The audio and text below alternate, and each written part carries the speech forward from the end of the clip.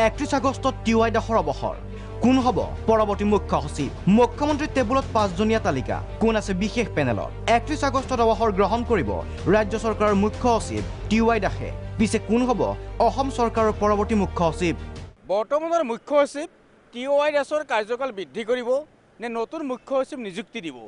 ইয়াকে লৈ এতিয়া সিদ্ধান্ত লোৱাৰ সময় আহি পৰিছে মুখ্যমন্ত্ৰী সৰ্বানন্দ সোণোৱালৰ ওচৰত ইতিমধ্যে পৰৱৰ্তী মুখ্য সচিব পদটিৰ বাবে 5জনীয়া এখন পেনেল সাজু কৰিছে এই তালিকা এতিয়া মুখ্যমন্ত্ৰীৰ টেবুলত এইসকলৰ ভিতৰত আছে 83ৰ কেডাৰ বি প্যাৰেলাল 84ৰ কেডাৰ অলোক কুমাৰ 85ৰ কেডাৰ ৰাজীৱ কুমাৰ বৰা VS ভাস্কৰ আৰু সঞ্জয় কৃষ্ণ ইয়াৰ বাহিৰেও অতিৰিক্ত মুখ্য সচিব পৰ্যায়ত থকা আন একাংশ আমোলা আছে ডেপুটেশ্যনত আপাতদৃষ্টিত জ্যেষ্ঠতাৰ ভিত্তিত বি প্যাৰেলাল আছে তালিকাৰ শীৰ্ষত একে সময়তে বৰ্তমানৰ মুখ্য সচিব টিৱাই দাসৰ 6 মাহ পৰ্যন্ত কাৰ্যকাল বৃদ্ধি কৰাৰ সম্ভাৱনা আছে উল্লেখ্য যে তালিকাত থকা এইসকল অতিৰিক্ত মুখ্য সচিবৰ ভিতৰত প্যাৰেলালে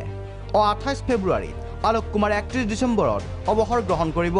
যদি মুখ্যমন্ত্ৰীয়ে টিৱাই দাসৰ কাৰ্যকাল 6 মাহ বৃদ্ধি কৰে তেন্তে প্যাৰেলালে মুখ্য সচিব হোৱাৰ সুযোগ হেৰুৱাৰ বিপৰীতে সুযোগ পাব আলোক কুমাৰে অৱশ্যে টিৱাই দাসৰ কাৰ্যকাল বৃদ্ধি পায়নে প্যাৰেলালে সুযোগ পায় সেয়া নিৰ্ভৰ কৰিব মুখ্যমন্ত্ৰীৰ চূড়ান্ত সিদ্ধান্তৰ ওপৰত ভিডিঅ' জাৰ্নেলিষ্ট শ্যামলৰ সৈতে ৰমেন কলিতা ৰিপৰ্ট প্ৰাগ নিউজ